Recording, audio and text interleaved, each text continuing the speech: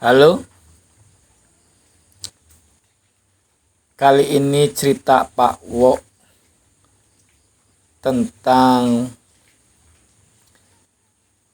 seseorang yang mengalami depresi karena kejatuhan usahanya. Jadi ceritanya begini. Pada suatu hari saya kedatangan tamu. Kata istrinya, suaminya itu menderita depresi bukan karena kejatuhan usahanya sebenarnya. Ya, memang kejatuhan usahanya menyebabkan dia stres, menyebabkan dia sedih dan sebagainya.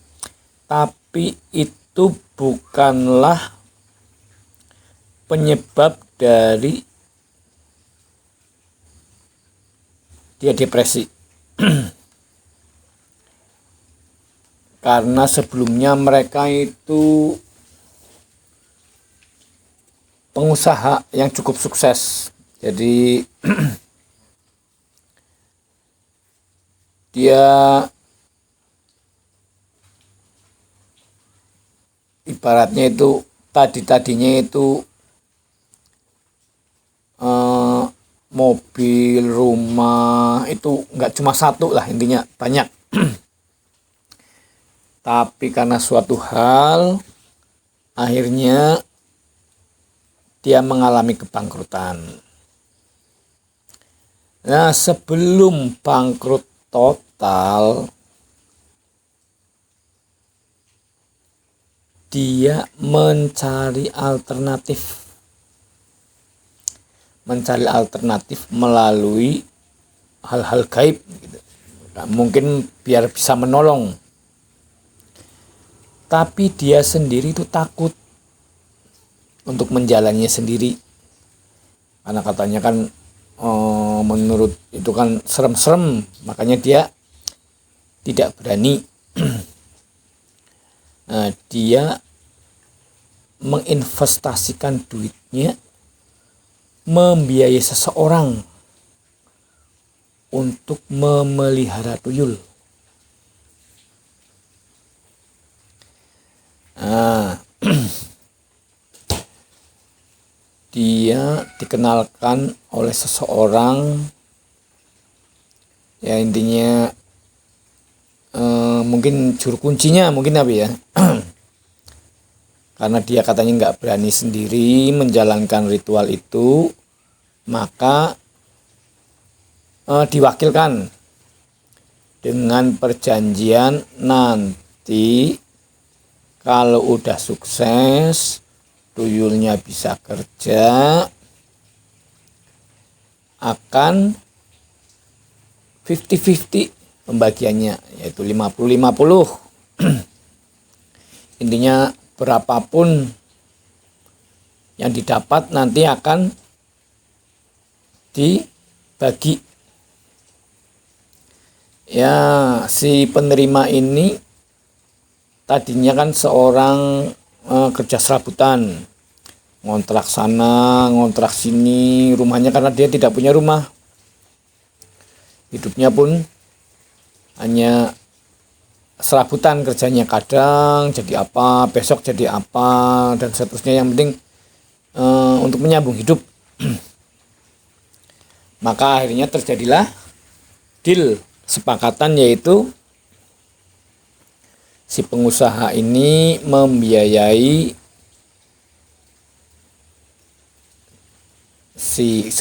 katakanlah si A ini, si Pak A ini untuk memelihara tuyul. Dengan difasilitasi oleh juru kunci.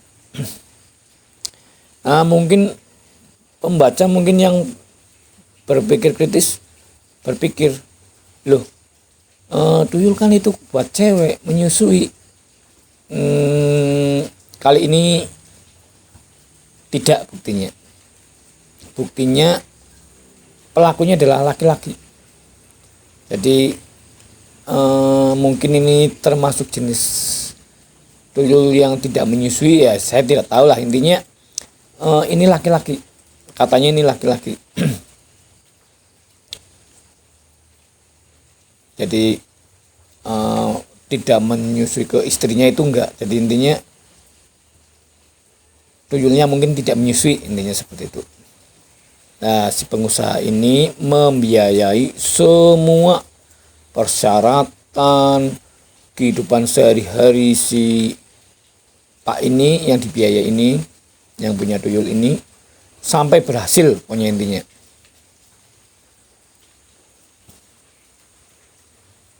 Sampai ibaratnya mungkin katanya karena waktu itu hampir 100 jutaan untuk membiayai si orang ini agar mau memelihara tuyulnya, dengan syarat perjanjian yaitu nanti bila sukses dibagi 50-50. Singkat cerita, si Pak pengusaha ini kan selalu ngecek tuh, tiap bulan mesti ngecek ke kontrakannya. Nah, suatu hari setelah lama nggak ngecek, berapa bulan kemudian dia ngecek ke kontrakannya. Nah, dia tanya ke depan rumahnya, loh ini kok rumahnya kosong, Bu? Kemana si Pak ini? Si Pak A ini? Loh, udah pindah kok, Pak. Loh, Bapak nggak tahu? Bapak nggak tahu? Udah pindah. Sekarang udah punya rumah sendiri di sana itu. Katanya di apa? Jalan apa? Oh, gitu ya, Bu? Ya.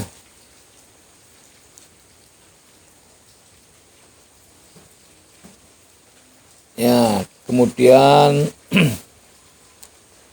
karena keadaan si Pak ini, Pak pengusaha ini sedang kembang kempis, semakin bangkrut, semakin terpuruk, dia belum sempat untuk menemui atau mencari keberadaan si Pak ini yang punya tuyul ini. Karena waktu itu katanya ekonominya semakin sulit, kemudian juga dia berlainan kota dengan yang diserai tuyul ini.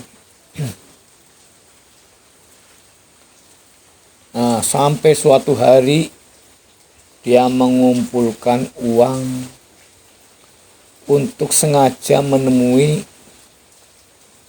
si Pak ini. Ketika sampai sana akhirnya ketemulah, singkat cerita, berkat petunjuk tadi yang itu, dia akhirnya ketemu dengan bapak itu yang diserai tuyul itu. Ternyata waktu itu dia Pak ini sedang mempersiapkan hajatan karena anaknya katanya mau menikah. Ya, dia juga heran.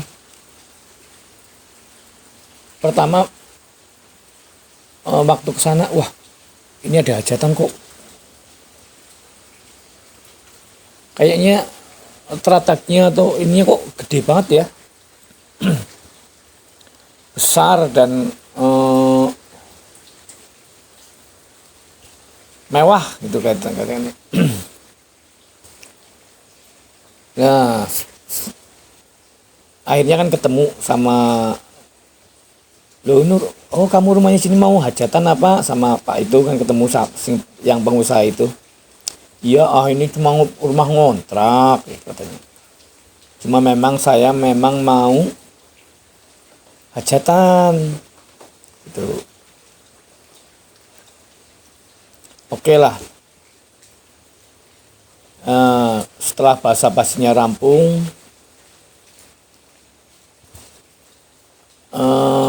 si pak pengusaha ini dikasih sangu malah sama pak yang punya tuyul ini, yang dulu pernah ditolongnya ini.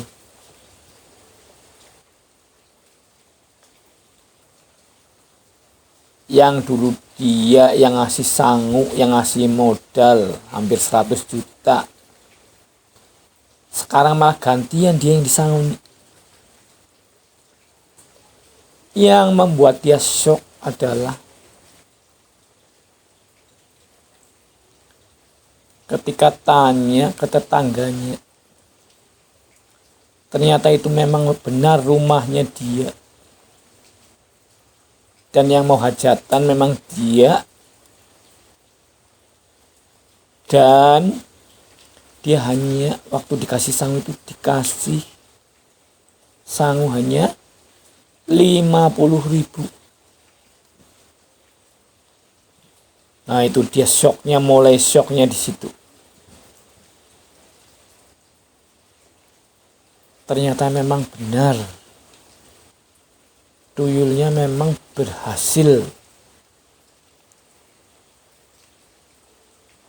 Ternyata memang benar, selama ini dia sudah berhasil dengan ritualnya. Sementara si pengusaha ini semakin terpuruk dan bahkan untuk pergi saja dia minta sangu tadi yang tadi dikasih ulang 50.000 itu. Oke, itu yang membuat pukulan telak pertama. Kemudian berapa bulan kemudian dia mengunjungi rumah itu lagi. Mungkin hampir ya belum sampai setahun, tapi sudah hampir setahun lah. Ternyata dia sudah pindah rumah. Pindah rumah, ya, rumah itu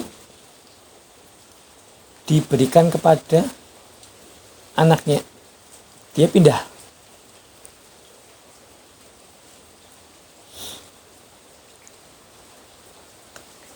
Tapi yang dia membuat shock, anaknya yang diberi rumah itu, yang tempat tinggalnya itu, sudah ada mobilnya, sudah mapan lah intinya seperti itu.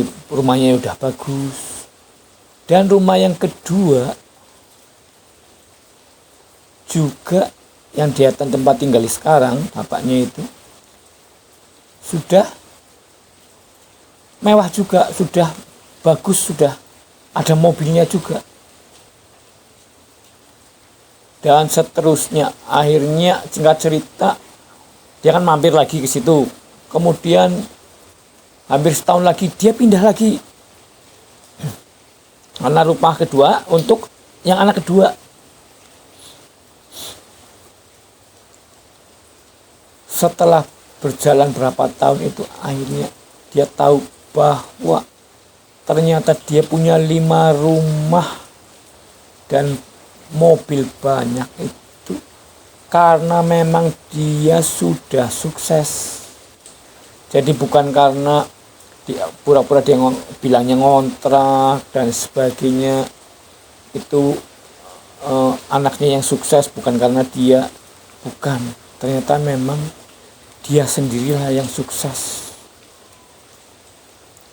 Memang alibinya dia kerja ini, kerja itu, proyek ini, proyek itu. Sementara katanya yang kaya anaknya, bukan dia. Dia itu hanya katanya hanya pekerja biasa, karena memang dia hidupnya ya biasa, kelihatan biasa. Cuma anak-anaknya memang semuanya punya rumah sendiri, punya mobil sendiri dalam waktu berapa tahun. Itulah yang membuat dia stres, akhirnya depresi. Orang yang tadinya dia tolong, Orang yang tadinya pekerjaannya aja serabutan, orang yang tadinya aja rumahnya ngontrak bolak-balik, pindah sana pindah sini, setelah sukses, ditolong dan sukses, mana perjanjiannya? Karena itu kan bukan perjanjian tertulis.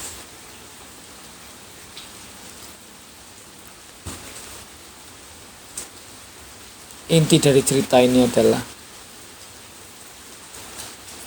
memang benar kita harus banyak menolong. Tapi bila Anda menolong orang yang salah,